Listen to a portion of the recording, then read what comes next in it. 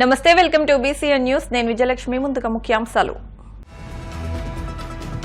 సమాజంలో వైద్య వృత్తిపై మరింత గౌరవాన్ని పెంచండి. ప్రభుత్వ వైద్యులకు సూచించిన రాష్ట్ర వైద్య ఆరోగ్య శాఖ మంత్రి సత్యకుమార్.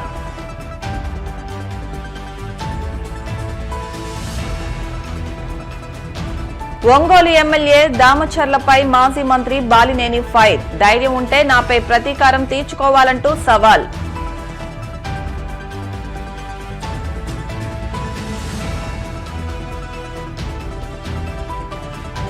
పెద్దాపురం గ్రామదేవత మరిడమ్మకు ప్రత్యేక పూజలు. అమ్మకు సారెను సమర్పించిన సాయి సేవా గ్రూప్ సభ్యులు.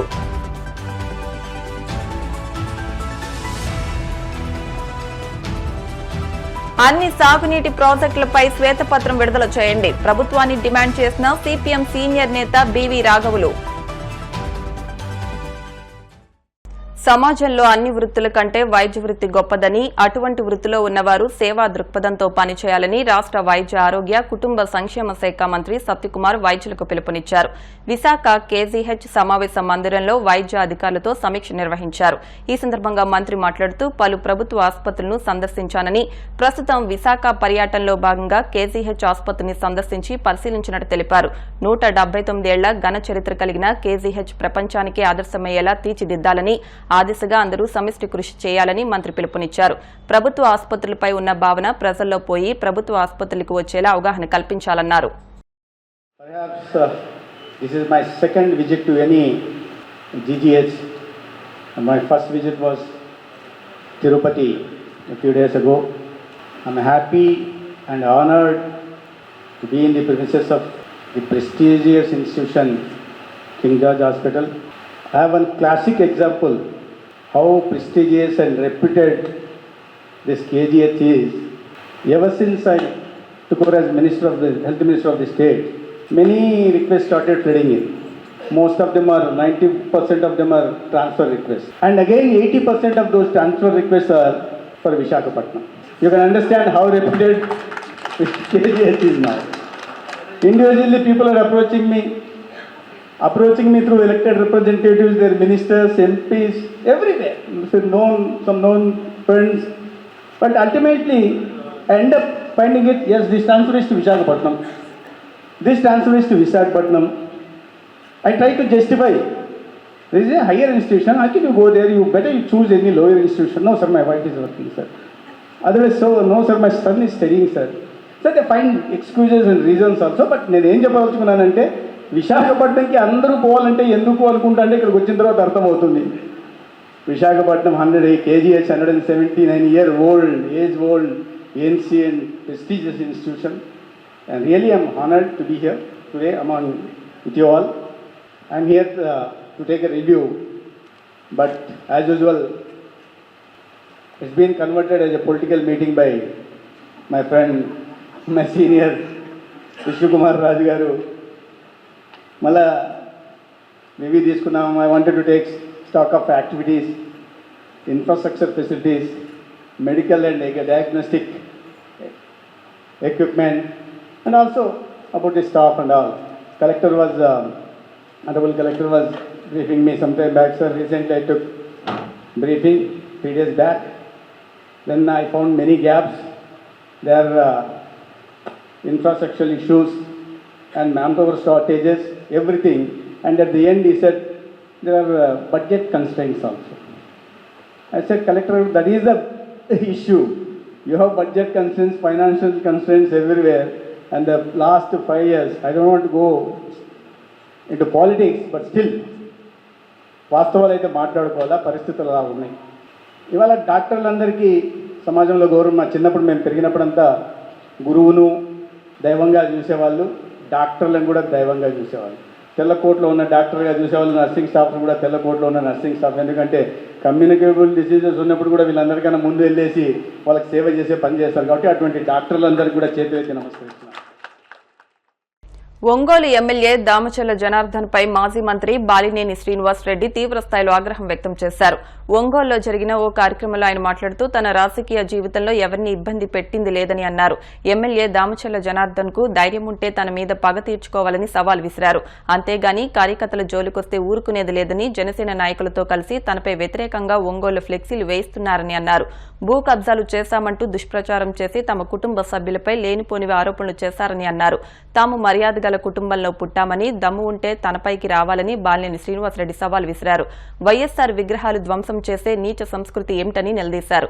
ఎక్కడ అవినీతి జరిగినా ప్రజాస్వామ్యయుతంగా పోరాటం చేస్తానని ఆయన అన్నారు. నేనైతే వాస్తవానికి ఎందుకులే మనకి ఈ రాజకీయాలు ఇంక వద్దు అనుకునే పరిస్థితిలో మీరే నన్ను మళ్ళా తీసుకొచ్చారు రాజకీయాలకి. ఈ ప్రతిపక్షాలను కూడా ఈ సభాముఖంగా తెలియజేసుకుంటా ఉన్నా. నేను వదిలిపెట్టను ఒంగోలుని ఖచ్చితంగా చెప్తా ఉన్నా. నీకేమన్నా దమ్ము ధైర్యం ఉంటే నా మీద పగ తీసుకో, మామూలు కార్యకర్తల మీద కాదు. మేము తిరగబెడతాం. మా వాళ్ళు ఎక్కువ తక్కువేం కాదు. నేను మధ్యలో వస్తే గొడవలు ఎక్కువ అవుతాయని చెప్పి మధ్యలో రాలా. కానీ మీరు మీ చర్యలు చాలా దుర్మార్గంగా ఉన్నాయి. ఒక ఆయన ఏమో ఫ్లెక్సీలు వేస్తాడు, చోటగాడు పారిపోయాడు, అబ్బా కొడుకులు పారిపోయారు. వాళ్ళ చేత ఫ్లెక్సీ లేపించి ఇచ్చేస్తూ ఉన్నారు. ఒక జనసేన నాయకుడితోటి జనసేన పార్టీలో చేరతాడంట అని ఆయన చేత మాట్లాడిస్తాడు. ఆయనకి అవినీతి పరుడు, అవినీతిలు ఇవి ఉన్నాయి, మా పార్టీ అంతా అవినీతి పరుడు పార్టీ కాదు, మరి ఎట్ట చేస్తాడు అని చెప్పి ఒక ఆయన చేత మాట్లాడిస్తాడు. ఉంచుకోనే, నువ్వు ఒక్కడే ఉండి పార్టీని నడుపుకో. నా ఎవడొద్దన్నాడు, మేము వెంబడి పడుతున్నాం ఆ పార్టీలో చేరటానికి. ఒకటైతే చెప్తా ఉన్నా, మీరు ఇంతదాకా వచ్చింది కాబట్టి చెప్తా ఉన్నాం. నేను అధికారులు ఉన్నప్పుడు భూ కబ్జాలు చేశారు, అవి చేశారని మాట్లాడారు. ప్రజల్ని మరి నమ్మారో ఏమైతే నాకు తెలీదు. మా అబ్బాయి మీద నా మీద వాళ్ళు ఇష్టం వచ్చింది మాట్లాడటం. నేను అడుగుతున్నా, ఫస్ట్ స్టార్టింగ్ నుంచి ఎక్కడి నుంచి స్టార్ట్ అయిందో అదే కాదు అన్నీ కూడా చెప్తున్నాను. నేను ఫస్ట్ హవాలా మంత్రి అన్నారు. ఎక్కడ? చెన్నైలో 5 కోట్ల డబ్బులు దొరికితే ఎవరి? నల్లమల్ల బాలు.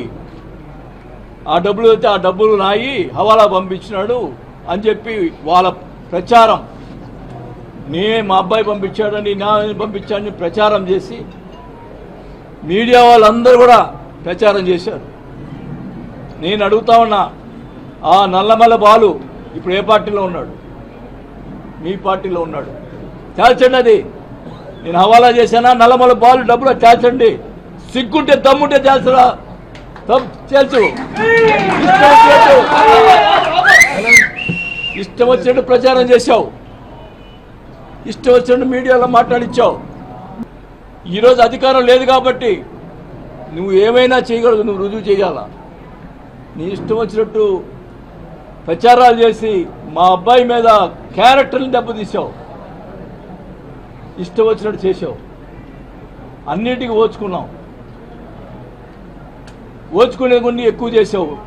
నీ సోషల్ మీడియాలో ఇష్టం వచ్చినట్టు ప్రచారాలు చేసి భూ కబ్జా చేశాడు, భూ కబ్జా చేస్తాడు. చూపి నీకు నేను చేతకాలను అనుకుంటున్నారా? తెగించానంటే ఎవరికి ఆగదు. అది మర్యాద కుటుంబంలో పుట్టిన వాళ్ళు మేము. ఈ రకంగా చెడు చేష్టాలు చేస్తే ఊరుకునే పరిస్థితి లేదు, గుర్తుపెట్టుకోండి. మా కార్యకర్తల మీద దెబ్బ పడితే నా మీద పడిన దమ్ముంటే నా మీద రా. ఏందయ్యా ఇది? నీచమైన సంస్కృతి. రాజశేఖర రెడ్డి విగ్రహాలు పడగొట్టమైంది. రాజశేఖర రెడ్డి గారు కానీ ఎన్టీ రామారావు కానీ ప్రజలకి సహాయం చేసినటువంటి వ్యక్తులు, వాళ్ళు ప్రజలకు మేలు చేసిన వ్యక్తులు. ఎవరికి అపకారం చేయలేదు, ప్రతిపక్షం వాళ్ళు కూడా అపకారం చేయలేదు, అందరికీ న్యాయం చేశారు. అలాంటి విగ్రహాలు పడగొట్టమైంది. ఎవరి మీద? మా ఎమ్మెల్యేలు తప్పులు చేస్తుంటే వాళ్ళ మీద కొట్టండి. చనిపోయిన రాజశేఖర విగ్రహాలు పడగొట్టేది ఏంది? మాకు చేత కదా ఇంట్రా విగ్రహాలు పడగొట్టేది. ఆయన మహానుభావుడు, అందరికి ప్రజలు సేవ చేశాడు, గౌరవం ఇచ్చాం. నేను ఎక్కడ పార్టీలో ఏ తప్పు జరిగినా కూడా నిలబెట్టి అడిగేవాడిని. నేను ఒంగోలులో 20,000 పట్టాలు యువపతిని పోటీ చేయనని చెప్పి గొడవ పెట్టుకున్నా. ఏదైనా కానీ తప్పు జరిగితే తప్పు అని చెప్పి మాట్లాడినటువంటి నేను. ఒకవేళ దాంట్లో మా పార్టీ వాళ్ళు కూడా నాకు అన్యాయం చేసి ఉన్నారు. అది నేను కూడా ఒప్పుకుంటున్నా. అది కూడా తొందరలోనే మొత్తం అన్నీ కూడా బయట పెడతా. ఎవరు తప్పు చేశాడు అన్నీ కూడా బయట పెడతాను. అది కూడా చెప్తా ఉన్నా. కానీ ఒకటే చెప్తా ఉన్నాం, నువ్వు అధికారంలో ఉన్నావు, భూ కబ్జాలు చేశా ఉన్నావు, నీకు అది ఉంది ఈరోజు అధికారం, బయట పెట్టు. నేను భూ కబ్జా చేసి ఉంటే బయట పెట్టు. ప్రజల్ని ఎంత అన్యాయం నమ్మించేయడానికి ఎంత ఇది చేసావు. మా అబ్బాయి నన్ను నమ్మరని చెప్పి మా అబ్బాయి మీద పెట్టి చెప్పు, మా అబ్బాయి మీద ఏం చేసావు. ఈశ్వర్ అనేవాడు తెలుసు అతనికి, మా అబ్బాయి దగ్గర ఉండేవాడు. అతను అదొక ఆ ల్యాండ్ కరెక్ట్గా నాకు ఐడియా కూడా, ఆ ల్యాండ్ కూడా భూ కబ్జా చేశాడు. మా అబ్బాయి గోడ కూడా ఇచ్చాడు. కాకినాడ జిల్లా పెద్దాపురం సాయి సేవా గ్రూప్ ఆధ్వర్యంలో ఆషాఢమాసం సందర్భంగా పెద్దాపురం గ్రామదేవత మరిడమ్మ అమ్మవారికి ఆషాఢమాసం సారిను సమర్పించారు. సోమవారం పెద్దాపురం పట్టణం శివాలయం గుడి వద్ద ఉన్న సాయిబాబా ఆలయం నుంచి సాయి సేవా గ్రూప్ తరపున మరిడమ్మ అమ్మవారికి సారిను సమర్పించారు. ఈ సందర్భంగా సాయి సేవా గ్రూప్ సభ్యులు మాట్లాడుతూ సాయి సేవ కుటుంబ సభ్యులతో కలిసి తొలిసారిగా అమ్మవారికి చీర సారిను సమర్పించామని అన్నారు. పెద్దాపురం ఆడపడుచుగా తమందరికీ ఎల్లప్పుడూ తోడుగా ఉంటూ సమస్యలు తీర్చే కల్పవల్లిగా వర్ధిల్లుతున్నారని తెలిపారు. సాయి సేవ తరపున ఎన్నో సేవా కార్యక్రమాలు నిర్వహిస్తున్నామని, ఆషాఢమాసం ప్రతి ఏటా క్రమంగా అమ్మవారి ఆలయం వద్ద పులిహోర, మజ్జిగ పంపిణీ చేసినట్టు తెలిపారు. ఈ కార్యక్రమంలో సాయి సేవ భక్తులు పాల్గొన్నారు. పశ్చిమ గోదావరి జిల్లాలో హేయమైన ఘటన చోటు చేసుకుంది. వీరవాసరం మండలం తోకలుపుల్లో తన పాడి గేదెపై 4 అఘాయిత్యానికి పాల్పడ్డారని ఓ రైతు కలెక్టరేట్లో ఫిర్యాదు చేశారు. పోలీసులకు ఫిర్యాదు చేయగా వారి నుంచి ఎలాంటి స్పందన లేకపోవడంతో కలెక్టరేట్కు వచ్చినట్లు సంబంధిత రైతు తెలిపారు. రాత్రి 10 గంటల సమయంలో గేదెను పడగొట్టి తాళతో కట్టేసి అఘాయిత్యానికి ఒడిగట్టారని, గంజాయి మద్యం మత్తులో ఇలా చేసి ఉంటారని అన్నారు. తనకు న్యాయం చేయాలని రైతు కోరాడు. మా గేదెని ఏరేవాడు పక్క నుంచి పక్కన పట్టుకొచ్చింది. నైట్ 10 దాటిన తర్వాత గంజాయి తాగిన వాళ్ళు, మందు తాగిన వాళ్ళు గేదెని నడకుండా చేసేసి మక్కిలు జారగొట్టేసండి. దాన్ని ఇష్టంతో చేసి వెళ్ళిపోయారండి. పోలీసు వారు కేసు పెట్టామండి. పోలీసు వారు ఎటువంటి సంఘం తీసుకోలేదండి. అందుకు కలెక్టర్ ఆఫీస్ గారికి వచ్చి ఆ ఫారం పట్టుకొచ్చి కలెక్టర్ ఆఫీస్ గారికి ఇచ్చామండి. కలెక్టర్ గారు ఇచ్చామండి. నాకు మా గేదెకి న్యాయం చేకూరుస్తాను. కాకినాడ రూరల్ మండలం కొవ్వూరు గ్రామంలో కొలువైన శ్రీ భువనేశ్వరీ దేవి ఆలయం భక్తులతో కిటకిటలాడింది. ఒరిస్సా రాష్ట్రంలో ఉన్న శ్రీ భువనేశ్వరీ దేవి ఆలయం తర్వాత కాకినాడ రూరల్ మండలం కొవ్వూరు గ్రామంలో ఉన్న ఆలయం ప్రాధాన్యతను సంతరించుకుంది. శ్రీ భువనేశ్వరీ దేవి అమ్మవారిని దర్శించుకుంటే కోరిన కోరికలు నెరవేరుతాయని భక్తుల నమ్మకం. కొవ్వూరు గ్రామంలోని భువనేశ్వరీ దేవి ఆలయం శ్రీచక్రం నమూనాలు నిర్మించడం విశేషం. ఈ సందర్భంగా ఆలయ అర్చకులు మీడియాతో మాట్లాడుతూ కొవ్వూరు శ్రీ భువనేశ్వరీ దేవి అమ్మవారి ఆలయ విశిష్టతను గురించి వివరించారు. ఈ కార్యక్రమంలో ఆలయ కమిటీ సభ్యులు, అధిక సంఖ్యలో భక్తులు, మహిళలు పాల్గొన్నారు. భువనేశ్వరి అమ్మవారు ఒరిస్సాలో తప్పితే ఇంకెక్కడ ఆంధ్రప్రదేశ్లో లేదండి. ఈ భువనేశ్వరి అమ్మవారి ఆలయాన్ని అన్నవరం 20 స్వామివారి దేవస్థానం తీసుకున్నారండి. దత్తత దేవాలయం అండి. ఈ దేవాలయం ఒక 85 సంవత్సరాల పూర్వం నుంచి నిర్మించబడిందండి. ఈ అమ్మవారు చాలా విశిష్టమైనటువంటి అమ్మవారండి.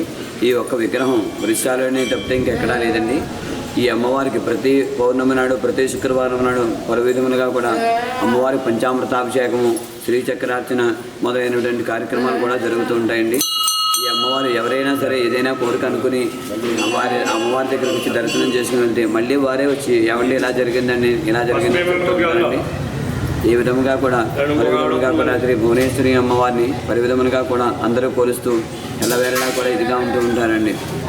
ఎప్పుడైతే కూడా ఎవరైనా కొన్ని సమస్యల నుంచి కూడా మేలుకోవడానికి కూడా శ్రీ భువనేశ్వరి అమ్మవారి దర్శనానికి వచ్చి ఏమండి మాకు ఇలా జరిగిందండి అని చేత మేము ఈ అమ్మవారిని నమ్ముకుని వెళ్ళేవండి అని కూడా చెప్తుంటారు. తర్వాత ఒక విషయంలో మటుకు ముందుగా ఎలా జరిగిందండి, ఒకనొక సమయంలో ఒక సముద్రంలో తుఫాను వచ్చినప్పుడు మటుకు బోటు మునిగిపోతుంది అనుకుంటే ఆ యజమాని అమ్మ భువనేశ్వరి దేవి నేను భవానిమాల్లో వచ్చి దర్శనం చేసుకున్నాను, నాకు వెంటనే కూడా నిదర్శనం కనిపించాలనేసరికి ఆ బోటు మటుకు ఏదో ఒక ప్రాంతానికి వెళ్ళిందండి. అతను మళ్ళీ తర్వాత వచ్చి అమ్మవారి దర్శనం చేసుకుని మీరు గురువుగారు మా అమ్మవారు కూడా ఉండి ఈ బోట్ని ఒడ్డుకు చేర్చారని చెప్పాడండి. తర్వాత కచ్చులూరు బోటు మనం మునిగిపోయిన తర్వాత ఆయన కూడా బోటు తీయడానికి వెళ్ళినప్పుడు కూడా ఇక్కడికి వచ్చి సరైన ఇదిగా అడిగాడండి. అడిగేసరికి అప్పుడు మేము చెప్పిన సమాధానం బట్టి వాళ్ళు ఏ విధంగా కూడా చూసుకుంటూ వచ్చారని ఆ బోటు కూడా తీసేయడండి. అతను కూడా తర్వాత ఇలా వచ్చి చెప్పేసరికి అది కూడా నిజమైంది. ఇప్పుడు కాసేపు ప్రకటనలు.